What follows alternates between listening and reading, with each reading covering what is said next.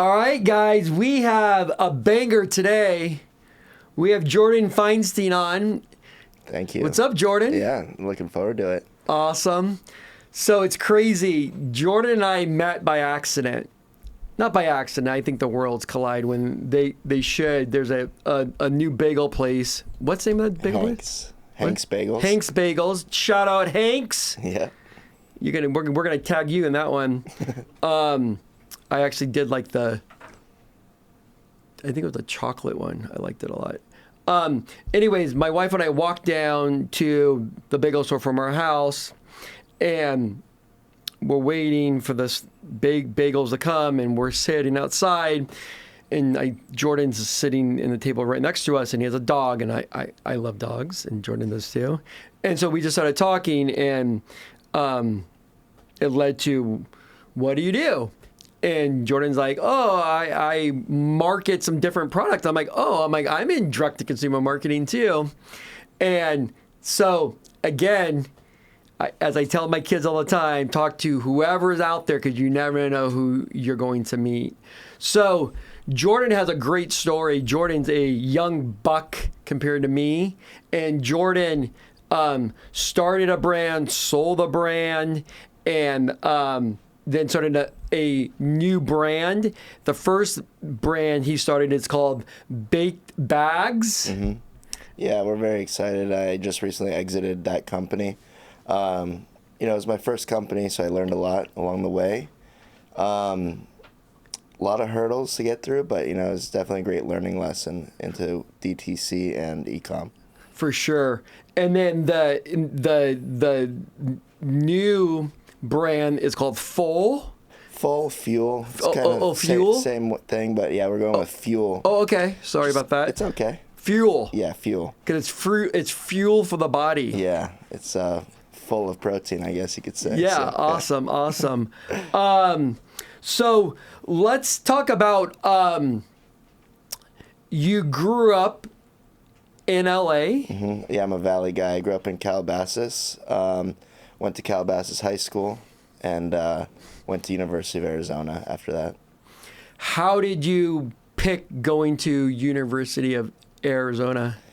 I'm a warm weather guy, SoCal, so I've toured a lot of Midwest schools, and when my mom was driving me from the airport from these schools and I had to drive hours away, it just kind of was a deal breaker for me. So close to home, warm weather, beautiful girls, Yeah. It's our oldest daughter picked the University of Alabama, and we told her, we go, Kate, it's not easy with these flights because it's not direct. Like, you can go direct if you go through Atlanta, but for her, it's like a 12-hour day.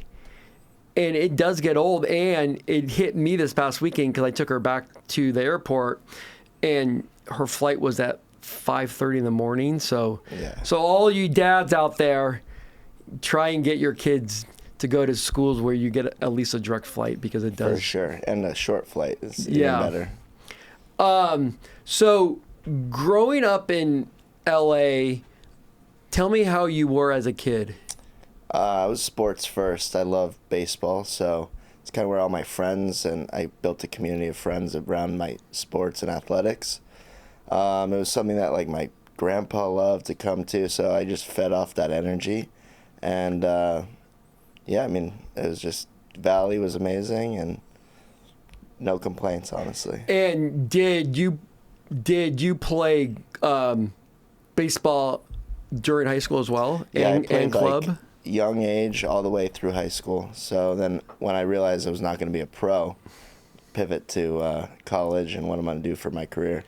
And what position did you play? I was a catcher. Okay. So always in the mix. Damn, dude, that is one position I would never play. Like that ball tough. coming at you, it's almost like being a goalie. I played water polo, and that's hardcore, dude. Yeah, man. Baseball in SoCal, we play year round, so there's really never any breaks. But I loved it. It's like kind of the quarterback of the baseball field. So, and I think it's important for kids to play a sport. I think it's not only because you remain active, you're off your phone, but also just to learn how to deal with people and have to be on a team with people that maybe you For don't sure. like that much, or they bug you, whatever it may be, but you learn. I think those are all very Yeah. important life lessons. A lot of the values in business like kind of tie into even into sports and it being part of a team. And a lot of what I do, I can like find some similarities as being a catcher. I would tell the pitcher what pitch to throw.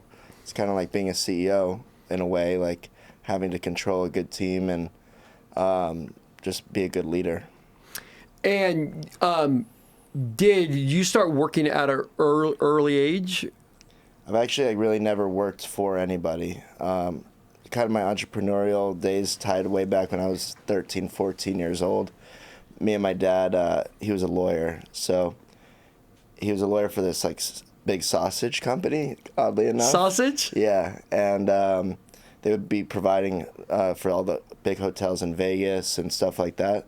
So I wanted to start a stand at the farmers market, and every Saturday and Sunday we would set up a stand when I was like too young to even drive, and we would sell these sausages, and I was known for that in high school, so it was pretty cool.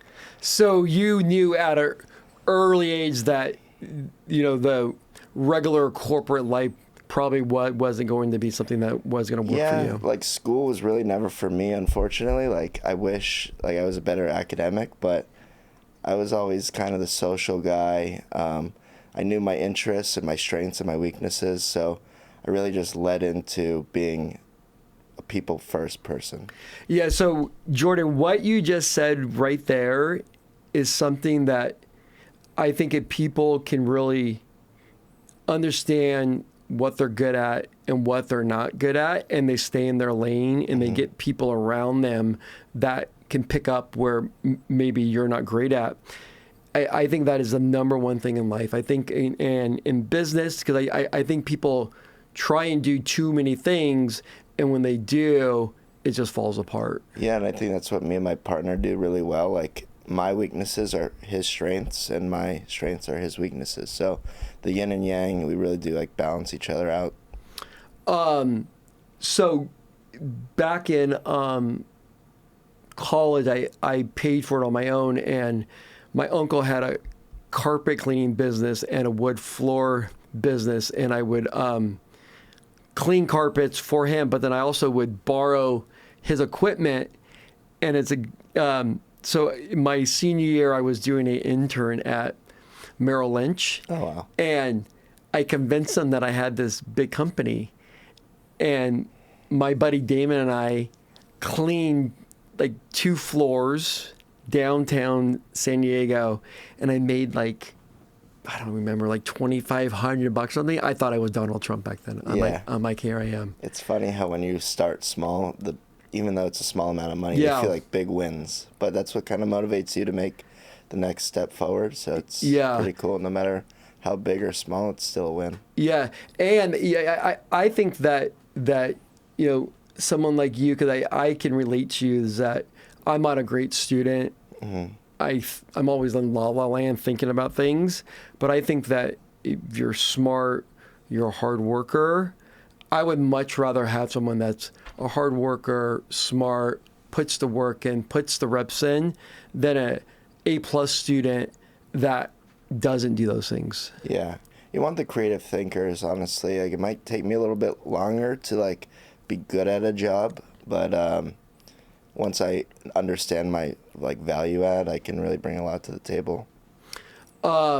So tell us about baked bags. Yeah, so out of college, I wanted to get into a new industry. I feel like I was going the real estate route, and then I said before I, try to become a real estate agent or do commercial real estate brokerage, I should give my entrepreneurial shot, and I decided why not go into the weed space. I like cannabis. I was, into it in college, so I started this product called Whiff Labels.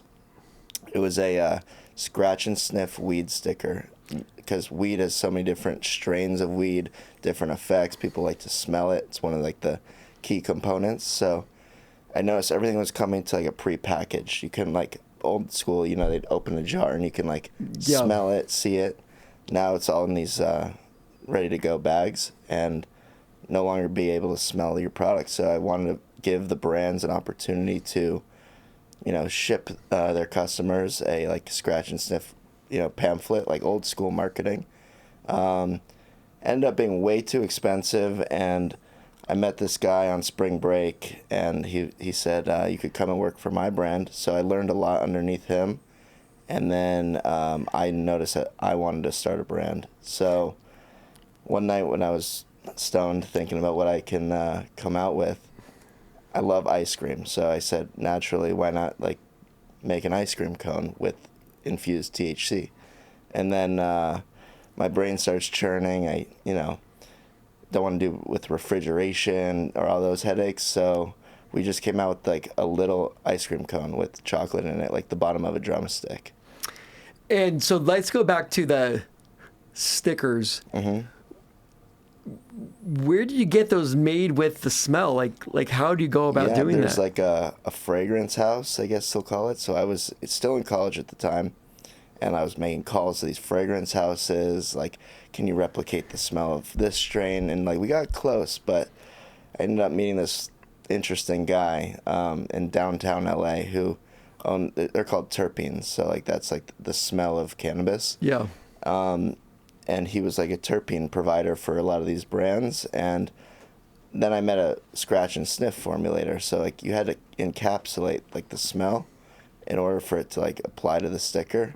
It ended up just being a way to try to bite off more than I could chew. So I ended up just scratching that, but it's still an interesting idea. That's cool. And then Yeah. where the sticker is just like for like the brand, so it would be like the logo, Mm-hmm. and Or then like a picture of their weed, and Yep. then they would like scratch it and smell it, you know? were your parents cool with you getting into the weed industry? Well, honestly, I don't really know their opinion, but I know that my dad liked weed, and after my freshman year of college, I came home from like winter break or something like that, and I saw him and my sister smoking like the bong in the backyard, and I was like, Oh, your pops is smoking a bong? yeah, and I was like, why didn't I get the invite? And then then it kind of became a family thing, and you know, it's fun. Does your mom smoke? No, she's not really, but now she's kind of opening up to it, so it wasn't her thing. It's funny. I remember my dad smoked weed, and he was like a biker guy, like big Yeah. beard, and when I was younger, way younger, when I was like 10, I lived like there's like 30 kids around like where we lived, Yeah. and my friends that were older go, your dad smokes weed, and it like scared me because back then it was like oh my god, For sure. and my dad would always say, I'm going to go walk the dog. And when he would go walk the dog, that means that you go get baked. Yeah. And one night before I was going out, I was trying to find his pipe. And it was inside the garage. And he came out in the garage. He's like, what are you looking for? I'm like, nothing. He's like, go out back. Yeah. And he came out back. And he brought his pipe. And it was full of weed. And I got high with him. But I think I was too young. I think I was a junior. Yeah. Like it was a weird thing. I think the way that I got introduced to it with my dad, it was cool. It was just like a bonding experience. And then, you know, one thing led to the next. And now we're getting stoned with my friends and him. And it was fun. That's Yeah. great. I mean, it's so much easier than drinking. It's like, Yeah, drinking's it has a toll on your next day. And yeah. it's also high in calories where weed's not. So Yeah. like, Besides when you start eating some ice cream. oh, for sure. It's kind of why I led into my new business, Fuul. Wanted to make a healthier munchie or different alternatives. It's for kids, it's for parents, it's for the gym goer. Just a low calorie, high protein taste first snack. So let's go back. So you started baked bags, Mm-hmm. and then you grew that, and then you sold it. Yeah. Can you talk about that process? Yeah, sure. So like when I first started Baked Bags, it was 2021. Started out going to all of these conventions because I figured I don't know anyone in the space. I may as well go network. So Las Vegas Convention Center, find me there twice a year. And I would go around with samples. So we started out with our mini ice cream cones. And we had this in 2 flavors. And I would take the samples and hand them out to hundreds of people and just begging for anyone to call me, have a meeting. And I finally landed a deal with this big company called Packwoods. They were like a well-known cannabis brand, but this is actually like in the hemp space, which makes it legal to sell online and whatnot. So for now, right? Yeah, I know that the laws are up in the air, but it's a mess. Yeah. So I got a big wholesale collab deal with them, and we ended up doing $1 million our first year. It wasn't like super profitable, but it's okay. I wanted to build the growth. And then we were slowly going out of business. Like, I couldn't stop the bleeding just because they're the bigger brand. They pay when they want. You know, it's kind of tough as a startup. So it was down to our last like $50,000 in our account, and I needed to pull a Hail Mary. And I found this new interesting way of marketing this product through UGC content, user-generated content. Yep. And we ended up going crazy viral. I'm sure you can find us on Instagram with hundreds of millions of views. And people ended up loving our products. We have like over 10,000 like 5-star reviews on our website. That's amazing. Just started one product after the next, and then after the cones came the cookie dough, dope dough. So we took the cones and launched a second SKU, which turned into 5-10 different product SKUs and different flavors, and yeah, it really just took off from there. When you started it, were you one of the first inside the space doing this type of a? Yeah, so I noticed like the edible market was very boring, or not even just edibles. Like cannabis market is like pretty standard: vapes, Gummies. flour, gummies, and occasionally you'll find a beverage. But there was really no creativity. You walk up and down the aisle in the grocery store, there's this type of snack, that type of candy, and I just said, let's bring some creativity to the cannabis space. It's kind of like why I thought of the cones. That's great. When you said you had to have a Hail Mary, I think people look at people like us that start businesses, we're on our own, that it's all easy but it really is so hard. And there's so many ups and downs that come that we all have those moments where it's like make it or break it. Yeah. And you just have to sometimes go for it. I mean, my favorite line is when people say like, "Oh, you got lucky." I didn't just have a company. You have to like be in a position to get lucky. Exactly. Yeah. Like if you wouldn't put yourself out there, yeah, you wouldn't even be in that position. For sure. So for you to put yourself out there to put everything on the line, if you didn't do it, you wouldn't even have been there.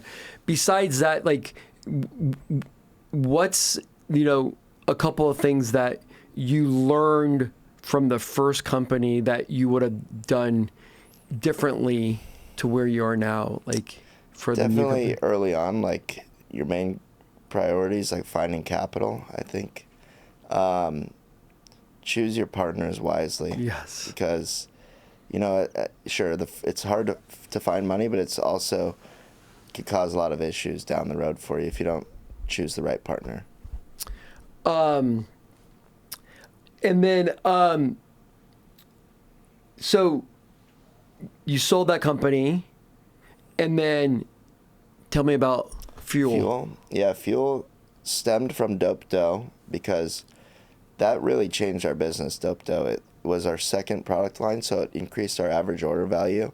People were buying cones and dough now. So I figured this is our cheapest product to make, and it's one of our highest selling products. So cannabis, through hemp, I guess I'll say, was always legal battles. So I was always kind of thinking, am I going to be in business next year? Am I not? So this took over 1.5 years to R&D to get like a good tasting product with low calorie, high protein, low sugar.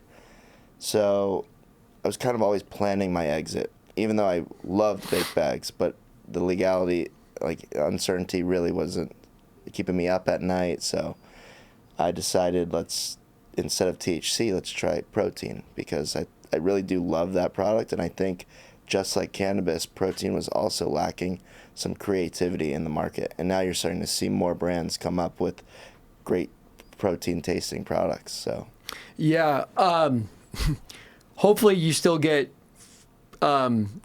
free baked goods for life. I'm gonna put that in the contract. I'm still a minority owner, but if I'm planning on fully exiting soon, but I'm gonna put that in there. Free product. Maybe you can write in your friend Bill. Yeah, right. Anytime.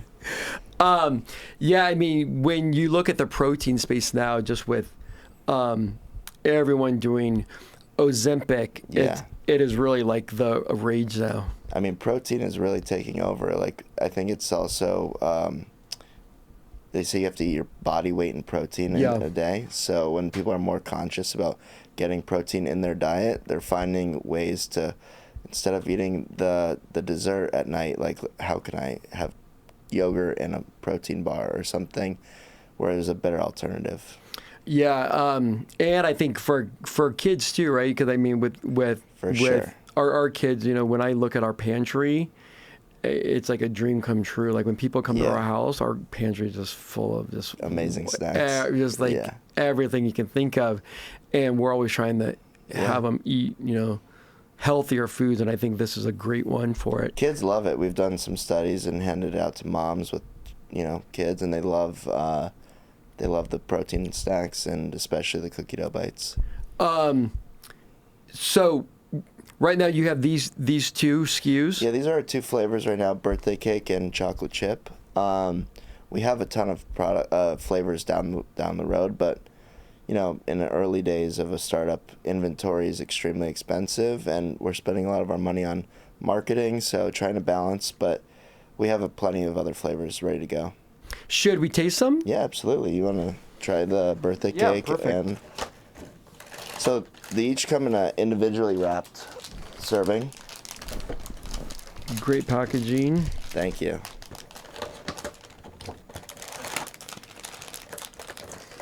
I need this after my workout this morning. Good for you. I didn't make it this morning. Well, Fridays are hard. Usually I do Fridays at 1, but I have another podcast today. So I had to do this morning. What's great about this cookie dough too, This is really good. It's shelf stable, so it doesn't actually need any refrigeration.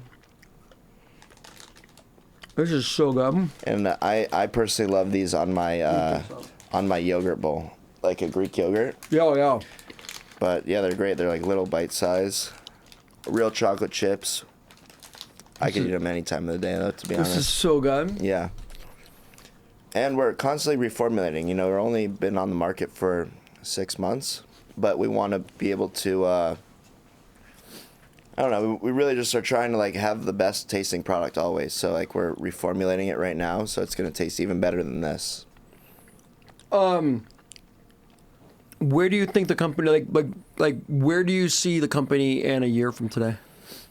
So it's always hard to predict because it's a new industry for me. Yep. But I could see us in convenience stores. We sell on Amazon, TikTok, and our website. So you could find us at tryfuel.com. And I see us being in like a good couple chains like Vitamin Shop, 7-Elevens, and then eventually big box retail. And that's when you come to me for some television advertising to really push it out there. Yeah, it has to be accessible to the customer, which obviously the internet's great for that. Yeah. But definitely would love to make it a more widely known brand. Yeah. Have you ever attended Natural? Expo West. Yeah. Yeah, so I went last year just to walk the show. Massive. It's an amazing show. I mean, like, you really get to, that's where I got to know my competition, like, and see what is out there. And don't get me wrong, there's some amazing companies out there, but I really do feel from what I learned from baked bags, definitely some opportunity in this space. Well, and you're so smart because I mean, as you said that everything looks the same. You have to stand out, especially like you see so many of the same proteins that are just in a package that like it's nothing different. And you can go to Costco and buy the big bag of protein that the most consumers don't, all they care about is price. Yeah. So when you have an expensive protein in a small bag, it's very difficult to make it scale. Yeah, I mean, look, it's we're taking some of our creative cannabis marketing. Like, I don't think like you'll see a lot of protein snacks that like design-wise like this, but taking what we liked from our other company and like what other companies do well and applying it to our brand. So How much food did you eat at the Expo West? They're just handing out stuff left and right. I don't blame them. I would do the same thing, but I think it's just that one connection makes the whole show worth it. So. It's so true. It's so true. It's funny. So I was there this past year, and I went the last day. I think it was Friday, and at the end of the day, because every vendor brings so much stuff. You see people with like shopping carts just putting stuff in. They go home with so much of that. I had like a whole IKEA tote full of snacks and business cards, but I think I met some good people, like especially for down the line, because like we're very early. At least last year, we didn't even have a bagged product, but I was talking to some people about the concept, trying not to give away too much, but PO financing, like there's a lot of people that you'll meet at that show. It's a great show. Yeah. So if you weren't doing this, or even before when you did baked bags, what would you be doing? It's a good question. I mean, I really don't know. I never really thought about it because, like I said, I've never really worked for anybody. But growing up, my mom was a interior designer, so the goal was always to do real estate at some point. Every rich guy you know is doing real estate. So I know that's the end goal for me. But I always wanted to do real estate with money. I didn't want to like be Nickel an and agent. diamond. Do something where I have to work off only commission. So, yeah. And what do your friends think of you now? Because I mean, you've done well. Yeah, I love that. I mean, I try to inspire my friends because I truly feel like I don't work. Like, I love what I do, and I know it's cliche, but if you do it you love, you really don't feel like it's work. So I try to always help. Like, even with baked bags, I was putting friends on payroll just to help out, and they can help learn from me, and obviously they're doing a service, so I wasn't just handing out money, but they learned underneath me, and trying to always provide opportunity for my friends because like they love what I do too.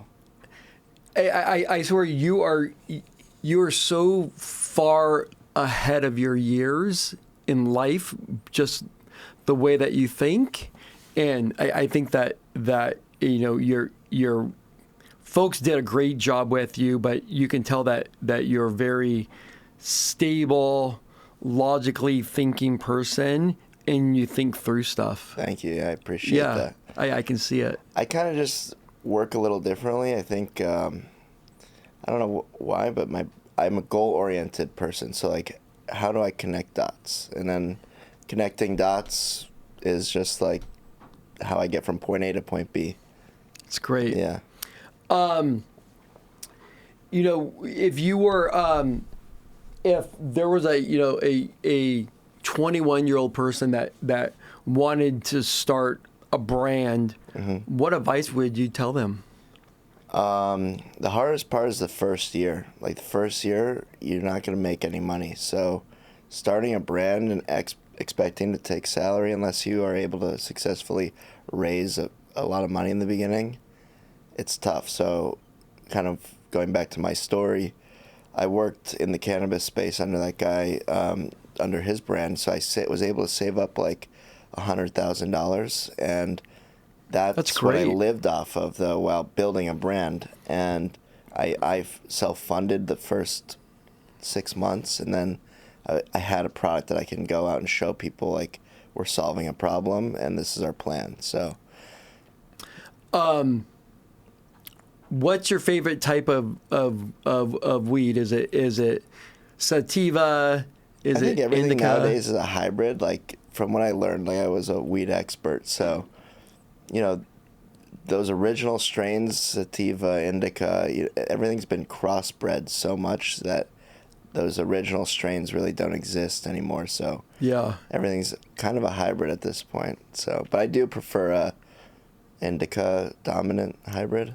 Yeah. Yeah, I was like, for the longest time, I only did sativa, and then when I broke my leg this year, I was at home for like 2 months. I started to do indica, and I like it. It calms me down a little Yeah. bit. I can like kind of like zen out. I'm an evening smoker, so anything like right before a movie, that's kind of my forte. You know, tell me about one of your funniest moments of being baked in LA. It's a funny. One of my funniest moments. It's hard to say, but you know, going back to when I was awake with this group of people, and we were just making money, and we just love to travel. So like, I have the best travel experiences with my friends. Like, just those late nights laughing. And we were like with some high, like you'd be surprised how many people smoke weed or like high influence people. So like we had this house in the hills, and we would have these NFL athletes over and just Wait, you had a house in the hills that you lived with your friends with? with my coworkers, friends. We kind of just formed this community of people, and we would be going to the nice dinners, and we infiltrated the LA scene. So you know, it was just like Yeah. funny how, you know, weed can connect people. For and sure. It's just like a nice way to like think about it. You know, as you said that, I remember when I was younger, because when I moved to LA, I had $500 in my name. I was living on a friend's girlfriend's couch, and I didn't have a pot to piss in. Yeah. But I look back at those times, and I always wanted more and more and more. But I had zero responsibility. It was only me, and we just made it work. Like we had a friend that was in charge of concert tickets at the Greek, and we would use those tickets because he could get them. We would use those tickets, and we would grease all the doormen back in the day, because on Sunset all the clubs were there, like the Sky Bar. So we would give tickets. And then we'd get in and we'd get the best table in the house, and we had zero money. Yeah. But we were living like we were like ballers. I mean, there's a famous saying that my old business partner would always tell me, because I was the saver, the responsible one, and he was the spending every last dollar, because his saying was, money comes back and time doesn't. So he really wanted to live his life to the fullest, and yeah, he's definitely doing that. Yeah. Tell me about your dog. Yeah, so I rescued a pit bull mix from the LaBelle Foundation. She's an interesting one. She's 1 year old. Kind of like, it's giving me more responsibility. Like, I am able to go outside, which is a key part of my life, is just being outside and exposing myself, because otherwise, being indoors, you're not exposed to people, businesses, etc. So start my day every day with a long walk by the Palisades Park in Santa Monica, and I end my day with that as well. So it's just healthy to be outside, and the responsibility of taking care of something other than yourself is just good key things for successful life. What's your dog's name again? Harley. Harley. Yeah. Awesome. Yeah.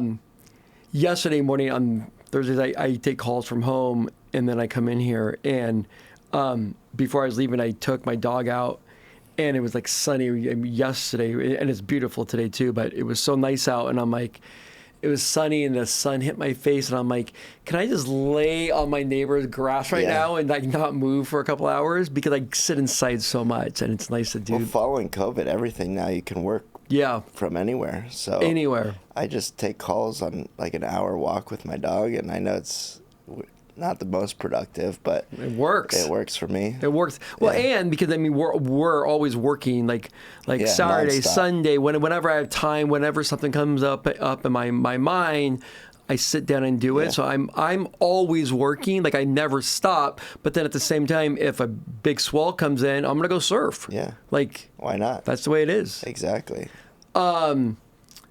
So looking at the brands, tell me a customer service question or something that someone said to you and you just go, what are you talking about? Well, I mean, that's the biggest headache out of all CPG brands is customer service. Everyone always says your product tastes like shit. And it's like, are you eating the same product I'm eating? Because in my opinion, I think it's pretty good. And I'm trying to be a non-biased owner, but people just look for free money, like free product or refunds. So, you get a bunch of funny things all the time. On our customer service team will forward me an email. I'm going to sue you. And it's just, okay, well, I didn't buy it. It says protein on it. If you weren't aware that this is a protein snack or a cannabis snack, like maybe you shouldn't be using the internet. What was I going to tell you? So we're going to do who would be a dream collab with you with like a company or a famous person or? That's a good question. I mean, there's plenty of people out there. Dream collab for baked bags, it was always like someone like Seth Rogen. We wanted someone that was very open about their consumption. Yeah. But also like lighthearted. He started a weed. He actually has like an accessory brand. It's like what's the name of it? I forgot. Houseplant. Yeah. Yeah, it's really cool. Never actually owned an ashtray from Houseplant. They're expensive, but they're nice. And right now we're talking with the Vitamin Shop to try to get it in there because they're keep to like a lot of like new brands and their launch. So right now that's kind of where we got our target set is getting into the Vitamin Shop. And they actually like have a fund where they like invest in their brands. So that'd be a key person for us. And are you making those relationships yourself, or are you going through a broker? I just use my network, to be honest. Like, okay. I'm very social. So I ask people. They say like if you make 8 phone calls, you could get connected to the president. So I ask people who they might know. It's kind of just how I connect dots, It's all about who you know in life. Yeah. And living in LA, you can get connected to some pretty influential people. Yeah. If you had to think of a music song or singer or band for Fuul, who would like when you hear something and you go, oh yeah, that kind of goes with this. Interesting. I'd have to think about that, but I'm an oldies kind of guy. I like my 90s, 80s, even 70s. It's kind of just like healthy music for me. I do like my rap, hip hop, but kind of like start my day with like an old school type of song. Nice. Yeah. Spotify just released their rap. Yeah. I'm 52, but my music taste 32. Wow, that's amazing. I'm 29, mine's 67. Oh my god, so it's completely I really different. Listen to old music, yeah. Yeah, it's kind of embarrassing. My top song was a Justin Bieber song, but Me too. I was like, what the heck? I didn't even realize I listened to that much Justin Bieber. His new album, it's Swag, amazing. that first one is so good. It's not like what you think it is. It's like R&B with like his flair to it. Yeah. Yeah, but I like his rebrand. He was totally young girl demo, and then I think he's for everybody now. Well, I think when he got away from what's his manager's name? Scooter Braun. Yeah. I think when he got away from him, he started to do what he wanted to do. Mm-hmm. I mean, I think people can say all they want about Justin or any celebrity, but until you're in their shoes and like what that guy went through, which don't get me wrong, he has a blessed life, but also just that pressure and being in the spotlight at a young age has got to be tough. Insane. So, kind of like not being in the spotlight. Yeah, being behind the scenes baller for sure is the best way to be. Yeah. All right, so we are going to do a lightning round of questions. Okay. And I just thought of a couple more too. Nice. So, LA or Arizona? LA always. Yeah. Okay. Are you a early bird or are you a late night grinder? Kind of a mixture of both. I wake up at 5:30 and try to go to Equinox with my roommate, and then I also could stay up till 1, 2 o'clock, but 1 is like kind of my cutoff usually. Yeah. Yeah. Are you book smart or street smart? Definitely street smart. Yeah. I don't think I've ever read a full book in my whole life. Yes, me either, ever. Yeah, ever. And I don't really like to admit that, but Oh, I don't care about it anymore because like before, like I would be like, oh my God, I can't believe this. But first of all, when I read, I'm skimming. Yeah. So I can't have ever. bad ADHD. Mine's completely off the wall. And then now there's so many ways that you can learn. You can learn on YouTube. Too, like you can learn audio on books. There's so much stuff that comes through. Yeah, my our founder of our company, he's a big Wall Street guy, right? So he's always reading the Wall Street Journal, and he sends out all the time these PDFs. Yeah. But we're busy, man. But he sends out a lot of them, and our main assistant for us, I told her, I'm like, before you send those to me, put them through chat and send me a recap. But she CC'd him on it. I'm like, you can't do that. You can't do that. Yeah, but now, tough. like, I put all that stuff through. I'm like, tell me how this relates to me, how it relates to whatever business it's about, and tell me how I can use it to better who we are. That's all I want out of it. I mean, life's always about shortcuts, and I think ChatGPT is one of the greatest inventions. Oh my God, yeah, it's amazing. It's amazing. I wish I had that growing up, but I'm definitely going to take full advantage of it now. I mean, like how quickly has things changed? I mean, any question you'd have to ask a lawyer, a doctor, you really can just... anything. It's on my home screen of my phone, and I just click it. So anything at all. Like, how do I fix this fan? I take a picture of it and it sends it to me. Yeah. Yeah, it is. But I still got to freak out on that there's self-driving cars. Like, how quickly did that happen? I honestly think it's a blessing because most people now are glued to their phone. And I'm guilty of it at times too. So I hope that it takes some big leaps soon so that way everyone can just be in a self-driving car. Yeah, I mean, I have some inside knowledge in Tesla. So they're coming out with one, and they're going to come out with a 2-seater because most people that take an Uber or driving, it's usually by yourself or one person. I believe that in the next 3 years, you're going to see like so many of those things. I'm sure, yeah. And because then you can buy them, and it becomes like you can use it, but then you can also put it out to make money for you. Yeah, it's incredible. It is incredible. I mean, think of that. It's a little scary thinking that those things are just... Okay, I think if every car was a self-driving car, it wouldn't be an issue, but a lot of human error out there, so... No, for sure. Your biggest L in business so far, like where did you fuck up at? I learned, like, it's important to get your trademark search first. So, like, I would always go website, branding, and then down the road do my trademarks. So getting your trademark first, knowing that that's a good... Because this was not ever supposed to be Fuul. It was supposed to be Power Bytes. So I had Power Bytes. I bought a web domain for like $7,000, and I ended up not even being able to use that name, and figuring that out 6 months down the line, kind of a burden, but what doesn't kill you makes you stronger. Yeah, no, that's great advice. I think and now when you go to GoDaddy and search, like everything's taken. For sure, like every little thing's taken. Yeah, that's why now we're adding things before. Like this is tryfuul.com. Yeah, it's not even fuel.com, even though maybe one day it will be. But is there someone out there right now that has Fuul? Yeah, but it's not being used, and you just can't get in touch with the person, so it's probably just they don't even realize they own it.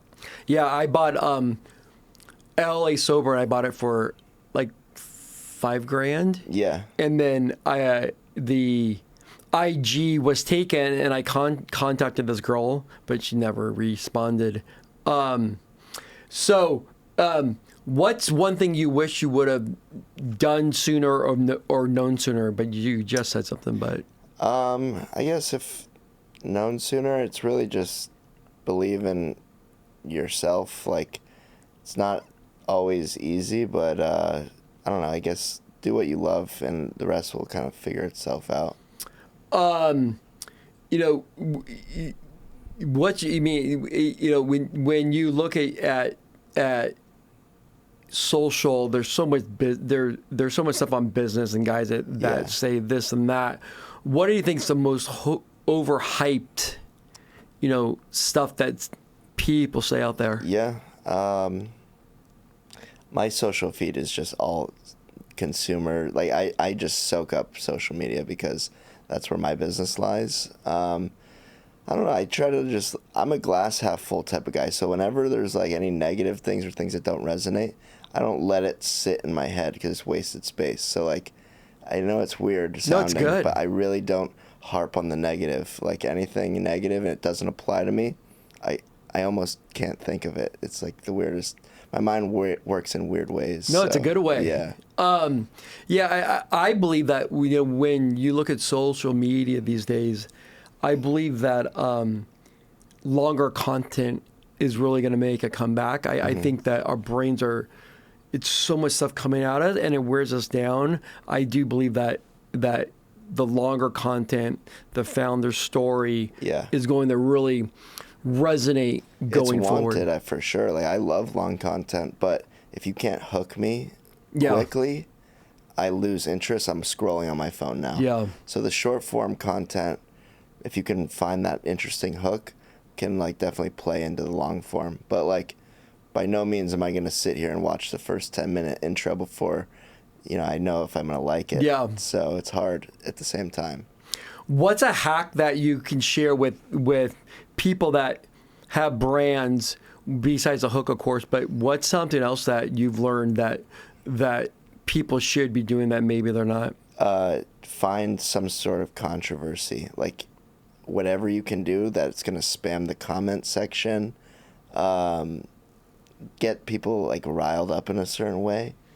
It just, the algorithm plays. Jordan, get the fuck out of here. Yeah, whatever it's going to be. Get out of here, Jordan. Yeah, see that? Like, if you're going to talk loudly or like cause someone to like that wow factor. No, it's true. That's how you can hook somebody. Yeah, it's true. There's been some things that I've done that people just go off on, but I'm like, bring it, because there's no bad press. Yeah, I mean, this company went viral because someone fell asleep at like a dinner or something like that. Like, oh, you drug your girlfriend? No, I didn't. But that's what it is in the comments, and then people are like, no, these are actually good. Like, it's funny. So then there's people defending it. It's a whole thing. What's the most underrated good habit? I goes back to that walking situation. Like, I think if you can get outside the sun and just take in like your surroundings, that's like my biggest hack. I went through like a really tough time. My dad passed away like of a heart attack. I'm sorry. And I had to like get myself through that. But what got me through that was starting my day with like a 2-hour walk and dedicating to my business. Like, that's what motivated me to like push and get through a tough time. So like a good hack was just doing something that you really enjoy doing to start your day, and you're good momentum. I always believe too, like starting your Monday strong, like pack your Monday. Like, if you could have a productive Monday, it's like coasting downhill for the rest of your week. That's great advice. How old was your dad when he passed? 62. So it was tough. I was 25. Oh, Jesus. But it's like taking the training wheels off, you know, like it's a blessing and a curse. Obviously not a blessing, but, you know, it taught me the value of life and do what you want to do. Because, like, you never know when your day's going to get called. Yeah, so my dad passed when he was 56. Yeah. And I was, how old was I? I I think I was 32, and I remember the day we just moved into my new office, and I had this corner office. It was like a December day, and it was like clear like this, and the call came, and it's like it's like I was in Chicago. Yeah, I wasn't even here when it happened, so it was crazy. I'm sorry. Yeah, it's always tough. Yeah, I mean, like I said, it's a learning lesson, and cherish those memories and tell the people that you care about now, like the things, because you never know. Yeah, because it goes by like that. Yeah, it's course. just like so quick. Like, where did my 30 years go? Almost. I'm 29. It's like crazy. Oh, how fast dude, it you goes. just wait. Yeah, you just wait. Like, Yeah. like I look back at we have a daughter in college. We have a daughter. She's a sophomore. Like, it's like it's so fast. Like now, I see like small kids, and I'm like, oh my god, that doesn't even seem like we ever were there. Yeah, I mean, the expression "stop and smell the roses." Yeah. Like, live in the present. It's very important. Very, very. What's next for you? I'm definitely going to spend the next couple of years very focused on Fuul, like, no doubt. I think it's my best opportunity. But traveling is something that I enjoy, like, it's why I work, so I can go out and see the world. So, I'm going to try to just keep building out Fuul, take some of the things I've learned from Big Bags, and, try to just apply them to Fuul and see where it goes. Where are some of the best places you've been before on your world travels? I've studied abroad in Italy and Spain, so those were cool. What parts? Barcelona and Florence, and then I got to see some immediate surroundings near there. Portugal and then Rome, and I ran into my first grade teacher in Rome. Just like complete coincidence at the Colosseum. That's crazy. That was one of the craziest. I was like, Miss Sobchak, and she's like, Jordan. That's so cool. Yeah, it was cool. And then went to Amsterdam, and I got to see what weed was like in Europe, because Amsterdam, they were selling these space brownies and things. It was kind of cool to see. And then I most recently was in South America for a wedding, and I got to see Brazil, Colombia, and I want to spend more time in Brazil. I love Brazil. Those people have such good energy. Yeah. We have a girl that works for us, and she's great, and she's from there. And she moved here. I forgot where she ended up first, but then she was in Vegas, and then she was in LA, and then she started a family, and her husband is from Nebraska. Wow. So I'm like, you're the only Brazilian in goddamn Nebraska. She's not the only one, but that's funny. Though. But she's such a hard worker. Yeah, I was in Rio de Janeiro, and you could do anything in that city. It's so inexpensive compared to the States. It's like a breath of fresh air. Yeah. But we went on a helicopter ride. Got to eat at all the nice restaurants, and definitely got to go back. And if you haven't been, stay at the Copacabana Palace. It was incredible. It's nice. Yeah. It's awesome. Yeah. So why do you like dogs so much? They're always positive, and dogs just like help me with my, I don't know, they just help me with my mental and emotional support. I just think that when a dog is in my life versus not in my life, my attitude, my positivity is always better. And they connect people like us. No, so I came home from the gym today. My daughter, of course, is upstairs, and I get in, and my dog runs at me, and I go to the bedroom downstairs, and he kisses me. Yeah. And it's such a good, it's like it's like hug. comfort. Yeah. It's comfort. Yeah. And then before I left, he sits on the couch and just watches everything, barks at everything, and I just give him a hug, and he's so warm. I'm like, sometimes if I have a hard day coming up, I'm like, can I just lay right by you all day long? Yeah. I mean, when I go out, I even not like out, but like when I go to the store, I'm thinking, what can I buy for my dog? Because I know she'll really enjoy that, So maybe that's going to be the next thing. Oh, it definitely. I already have plenty of things. I'm sure you do. Yeah. Jordan, I am very impressed by you. Thank you. I'm glad that we met. I am confident that we will remain friends and figure out how we can do some business together. So again, guys, if you want to get baked and get a little head change, where can they find the brand at? Bakedbags.com. Okay. Certain states, have restrictions now, but Yep. Fuul, try fuul.com for protein. And guys, I am not just saying it, but it's really good. Like I'm a very picky person with food, and it does taste great. So I like making things that I would personally eat. Like if I'm gonna put my stamp of approval on it, like I actually have to stand behind my products. all right, Jordan. Well, this has been a ton of fun. We gave you some merch here. Oh, can't wait to rock So we it gave around you- Brentwood. Definitely my style for sure. Awesome, dude. Well, thanks again. Happy holidays. Thank you, you too. And I look forward to seeing where you go, where your brands go, and we are here to support you. And then once you get into retail and you become even bigger and bigger and bigger, we're going to have you back on. 100%. Awesome, Can't wait. dude. Thank you. Thanks, man. Hey, very good. Dude,